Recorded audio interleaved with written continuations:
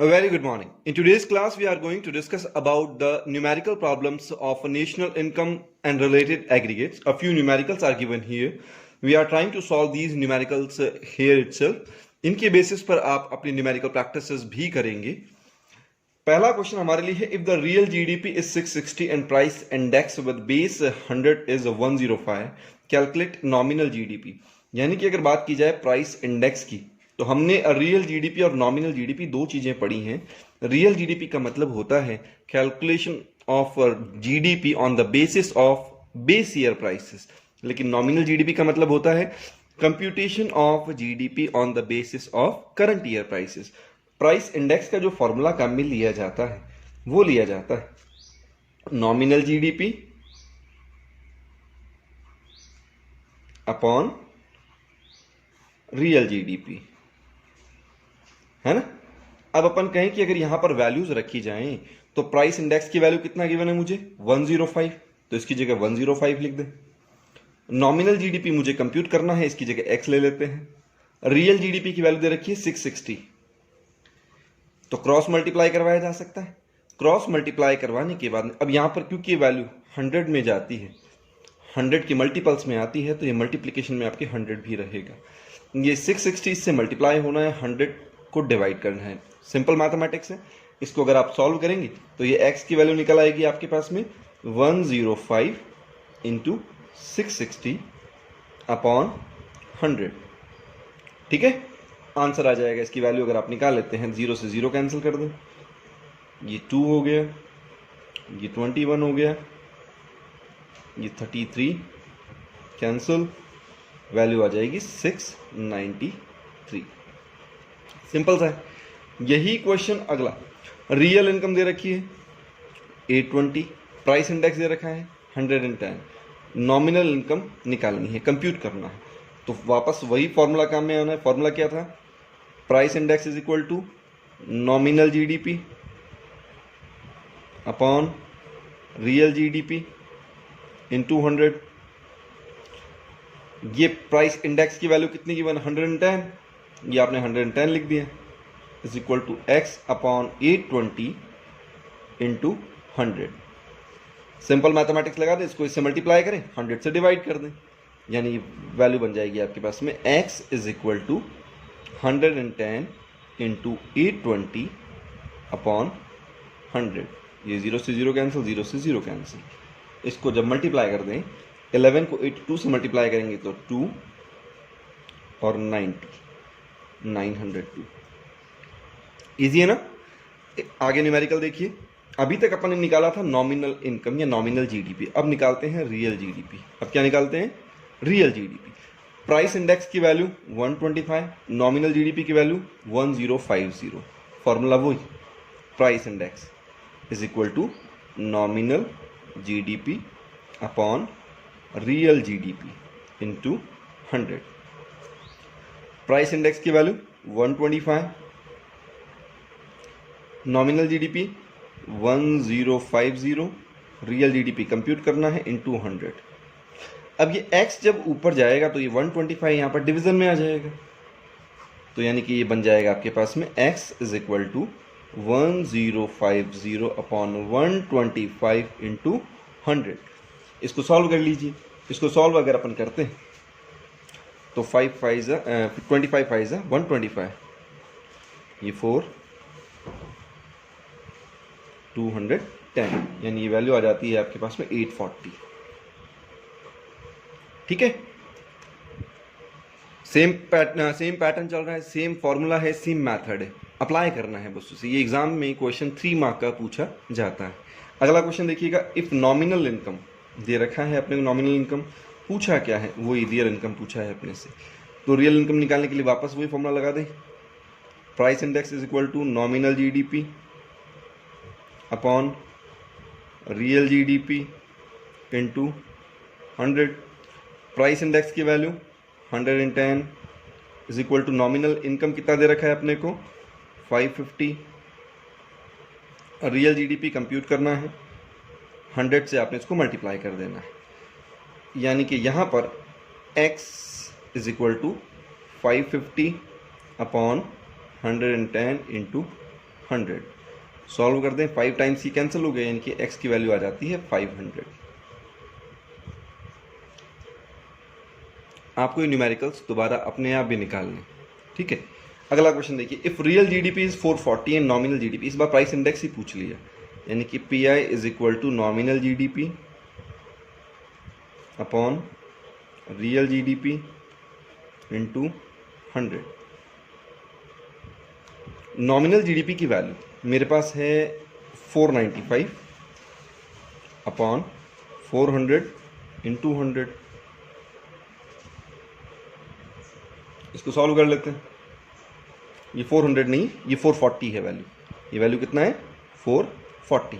इसको सॉल्व करते हैं अपन, 0 से 0 कैंसिल, 2 से कैंसिल कर देते हैं इसको, 22, ये 5, इसको मल्टीप्लाई करते हैं, 2475 अपॉन 22, 22 1 22, 2 कैरी 1 अगेन, देन 2.5। ये हमारे पास में जो क्वेश्चंस आते हैं प्राइस इंडेक्स को कोरिलेट करते हुए क्वेश्चंस एग्जाम में पूछे जाते हैं। ये क्वेश्चंस 3 मार्क के क्वेश्चंस हैं।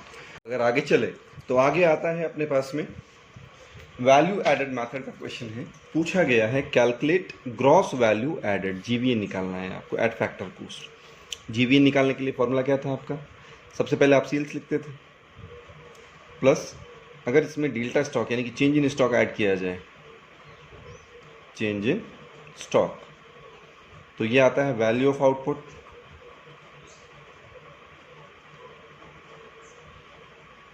इसमें माइनस अगर कर दिया जाए इंटरमीडिएट कॉस्ट,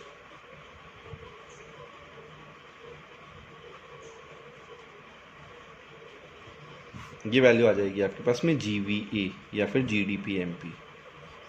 अब कन्वर्जन आपको आता है। यहाँ पर मुझसे पूछा गया है जीवीए एफसी, एमपी को एफसी में कन्वर्ट करने के लिए माइनस का आईडीटी और प्लस का सब्सिडी, यानी ये वैल्यू आ जाती है आपके पास में जीडीपी एफसी या फिर जीवीए एफसी। यही फॉर्मेट होता है अपना। सेल्स मुझे क्वेश्चन में गिवन है 500 लिखा। चेंज इन स्टॉक यानी कि closing stock minus opening stock, closing stock minus opening stock, यानी कि वैल्यू आ गई माइनस का 10, ये 490। याद रखिए, closing stock minus opening stock, closing stock minus opening stock. Intermediate cost मुझे गिवन है 300, ये वैल्यू आ गई 190। आपके इनडायरेक्ट कॉस्ट क्वेश्चन में गिवन नहीं है, इनडायरेक्ट कॉस्ट क्वेश्चन में गिवन नहीं है, इसकी जगह डैश कर दिया। सब्सिडीज 40, यानी कि 40 इसमें ऐड करना है। आपका फाइनल आउटकम आ जाएगा 230। फाइनल आउटकम क्या है आपका? 230। यहाँ तक क्लियर है? इजी है, कर सकते हैं अपन एग्जाम में। अगला क्वेश्चन देखते हैं, calculate sales from the following data. Format वही है, लेकिन अपने को देखना है कि मुझे दिया क्या है, एग्रीगेट क्या दे रखा है। यहाँ एग्रीगेट दे रखा है net value added at factor cost. Format same है, सेल्स। इसमें आप ऐड क्या करते थे? चेंज इन स्टॉक यानी कि डेल्टा स्टॉक। ये क्या आता था? वैल्यू ऑफ आउटपुट, ठीक है। इसमें आप माइनस करते थे इंटरमीडिएट कॉस्ट, इंटरमीडिएट कॉस्ट, ये वैल्यू आपकी आ जाएगी जीवीए या फिर जीडीपी एमपी। इसमें माइनस कर देते थे अपन, मुझे क्योंकि नेट वैल्यू गिवन है तो माइनस डेप्रिसिएशन है। अब एमपी को एफसी में कन्वर्ट करने के लिए, क्योंकि डीपी है तो डीपी को वैल्यू एडेड यानी कि डोमेस्टिक प्रोडक्ट ही है आपके पास में, एमपी को एफसी में कन्वर्ट करने के लिए सीधा सा क्या करते हैं? माइनस का आईडीटी प्लस का सब्सिडी, यही करते हैं। ये वैल्यू आ जाती है आपके पास में NVAFC, ये आती है ना। ये वैल्यू मुझे अगर 2500 गिवन है तो मुझे देख लेना है मुझे कौन कौन सी वैल्यूज गिवन है। सब्सिडीज क्वेश्चन में गिवन है क्या? देखो 100 दे रखा है, आईडीटी मुझे दे रखा है, नहीं दे रखा। Depreciation consumption of fix capital 500 given है, ये डैश, ये वैल्यू निकल जाएगी। इंटरमीडिएट कोर्स कितना गिवन है? 2000। वैल्यू ऑफ आउटपुट निकाल लोगे आप, स्टॉक चेंज इन स्टॉक यानी कि closing stock minus opening stock, 600 में से 200 अगर माइनस किया जाए तो 400 आ गया। अब आपको रिवर्स चलना है इस टेबल के अंदर, रिवर्स चलना है तो यानी कि फॉर्मूला क्या बन जाएगा आपके 2500 में से ये 100 जो प्लस हो रखा था ये तो माइनस कर दें, और जो -500 था ये प्लस कर दें, है ना। रिवर्स चलना अपने को आता है, तो अपन ने जब 100 इसमें से माइनस करना है और 500 इसमें प्लस करना है तो 400 सीधा सीधा प्लस ही कर दूँ तो 2900 वैल्यू आ गई आपके पास में GDP-MP की।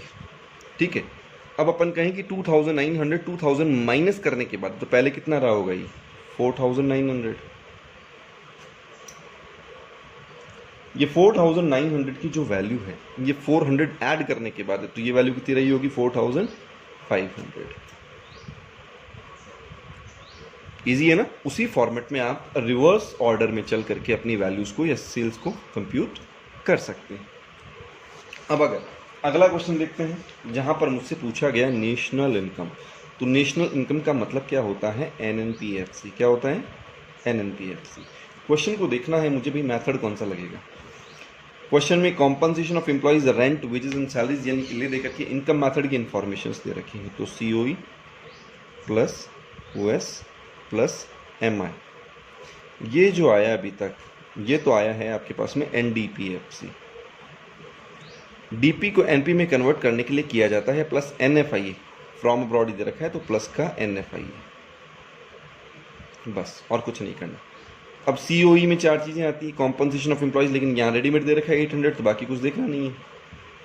ऑपरेटिंग सरप्लस में rent royalty interest profits, rent given है 200, रॉयल्टी देखो क्वेश्चन दे रखी है नहीं दे रखी, प्रॉफिट और इंटरेस्ट दोनों दे रखे हैं 300 प्लस 100। ठीक है, और MI मिक्स्ड इनकम देखो क्वेश्चन मिक्स्ड इनकम गिवन है नहीं दे रखा, यानी कि इसकी वैल्यू निल है। Net factor income from abroad, ये वैल्यू माइनस की है तो ये -20। अगर इन्हें ऐड किया जाए 600 1400 में से 20 अगर माइनस कर दो 1380 आपका आंसर है, फाइनल आंसर आपका 1380। आगे देखते हैं क्वेश्चन को। Compute operating surplus from the following data. Operating surplus निकालने का फॉर्मूला क्या होता है आपका, क्योंकि इनकम मेथड है तो COE OS MI, इन तीनों को अगर आप ऐड करते हैं तो वैल्यू आती है आपके पास में NDPFC। अब क्वेश्चन देखो कोई एग्रीगेट दे रखा है क्या आपको, डोमेस्टिक इनकम गिवन है।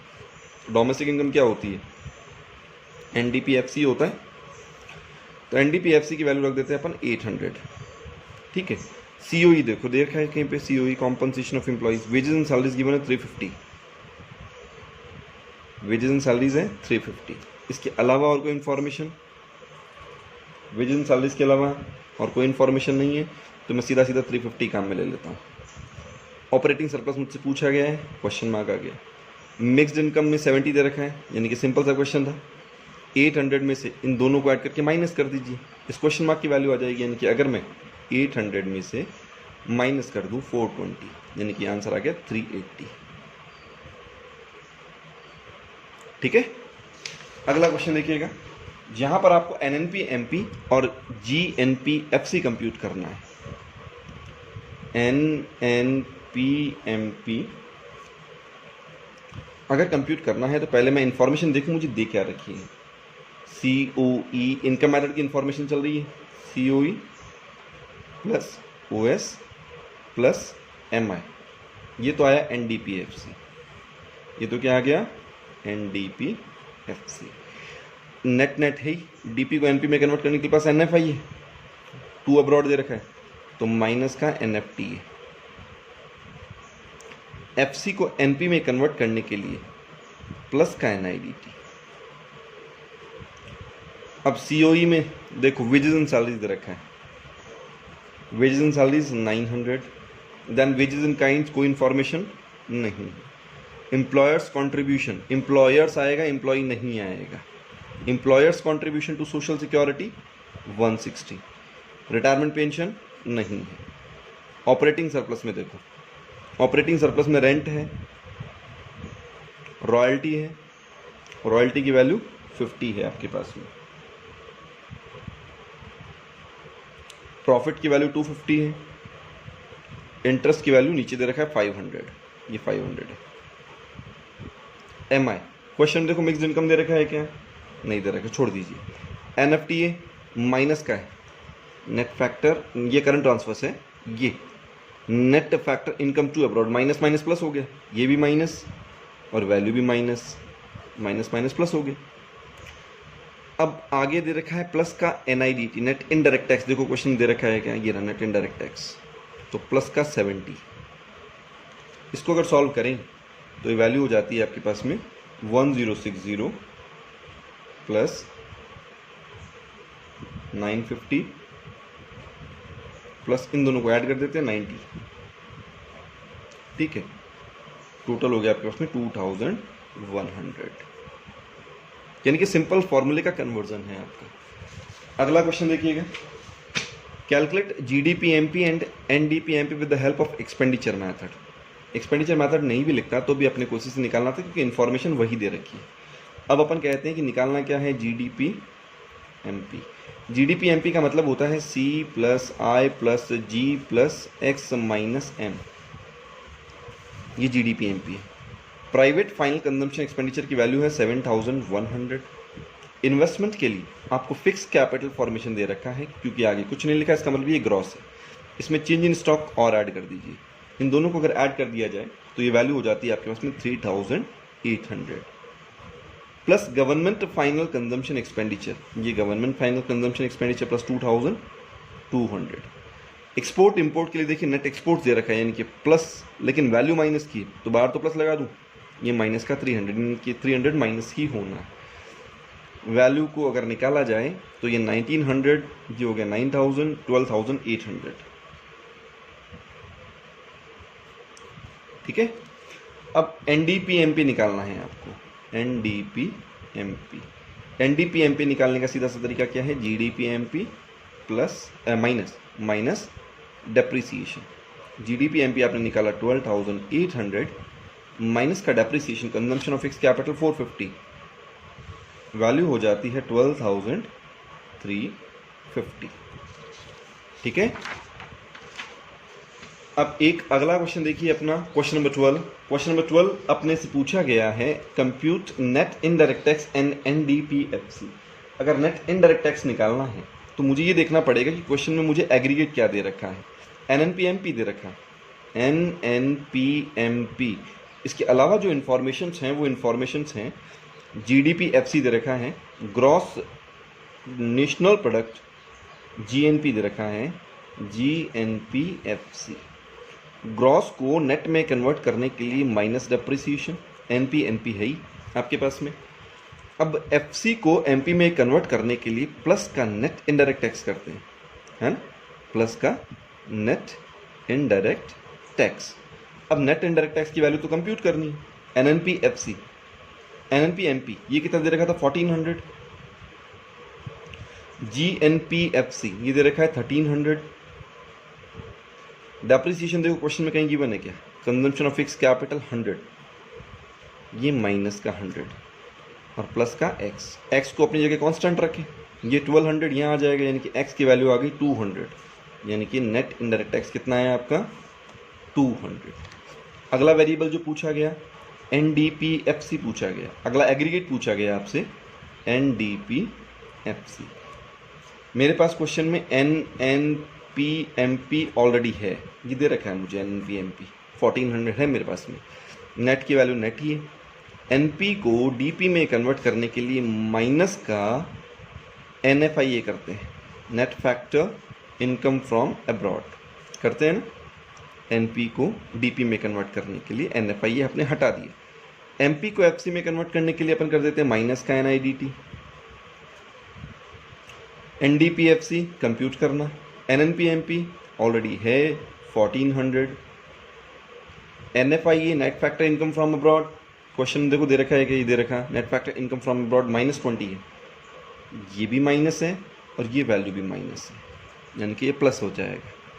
नेट इनडायरेक्ट टैक्स आप कंप्यूट कर चुके, माइनस का 200 कर दें, यानी ये वैल्यू आ जाएगी आपके पास में 1220। ठीक है। Next question, last question for the day. आज के लिए हमारा ये लास्ट क्वेश्चन होगा। इसके बाद आपको नंबर ऑफ क्वेश्चंस दिए जाएंगे, आपको प्रैक्टिस भी करनी है, लेकिन पहले इन क्वेश्चंस को आपको निकालना होगा। अब मुझे इस क्वेश्चन में पूछा गया कंप्यूट क्या करना है, जीएनपी कंप्यूट करना है एट मार्केट प्राइस। क्या करना है, जीएनपी कंप्यूट करना है इनकम और एक्सपेंडिचर मेथड दोनों से। तो इनकम मेथड का formula COE plus OS plus MI, ये तीनों मिलकर के क्या बनाते हैं, ये एनडीपीएफसी बनाते हैं। नेट को ग्रॉस में कन्वर्ट करने के लिए प्लस डेप्रिसिएशन, डीपी को एनपी में कन्वर्ट करने के लिए प्लस एनएफआईए। क्वेश्चन में देखो नेट एनएफआईए एनएफटीए है, फ्रॉम अब्रॉड है, तो प्लस एनएफआईए। एफसी को एमपी में कन्वर्ट करने के लिए plus NIDT, net indirect tax. Values रख देते हैं। सीओई देखो रेडीमेड गिवन है 400। ऑपरेटिंग सरप्लस के लिए देखो रेंट इंटरेस्ट प्रॉफिट दे रखा है आपको 70 प्लस 80 प्लस 120 250, 70 प्लस 80 प्लस 250 ये दे रखा है। मिक्स्ड इनकम दे रखा है 300, ये 300 लिख देना है। डेप्रिसिएशन देखो कंजम्पशन ऑफ फिक्स कैपिटल 100 दे रखा है, 100 लिखा है। Net factor income from abroad minus का 10 तो minus 10। Net indirect tax, question देखो नेट इनडायरेक्ट टैक्स ये लिखा प्लस का 60। इसे अगर सॉल्व करें तो 400 ये रहे, 400 ये रहे,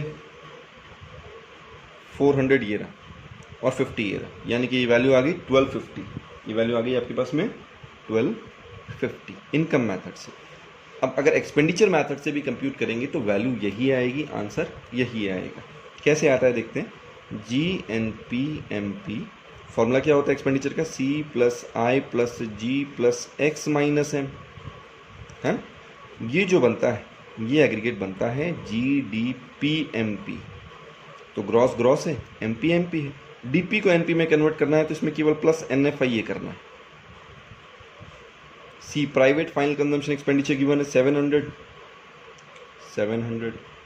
plus net domestic capital formation, ये क्या दे रखा है, नेट डोमेस्टिक कैपिटल फॉर्मेशन। तो इसमें डेप्रिसिएशन ऐड करना चाहिए। डेप्रिसिएशन देखो कंजम्पशन ऑफ फिक्स कैपिटल इसके साथ ही दे रखा है ये रहा, यानी कि इन दोनों को अगर अपन ऐड कर दें तो 220 हो गया ये। Plus government final consumption expenditure 350। Export import की कोई इन्फॉर्मेशन नेट एक्सपोर्ट दे रखा है -10। NFI net factor income from abroad -10, यानी कि 20 माइनस करना है अपने को। ये बचा 200, ये 200 900 1250, ये 1250। ठीक है, इट्स इनफ फॉर टुडे। ये न्यूमेरिकल प्रॉब्लम्स आपको खुद भी सॉल्व करनी है और आपके पास जो भी बुक हों, जो भी प्रॉब्लम्स हों, आप इनको सॉल्व करें। ये क्वेश्चन एग्जाम में 6 मार्क्स तक पूछे जाते हैं। ठीक है बेटा, थैंक यू।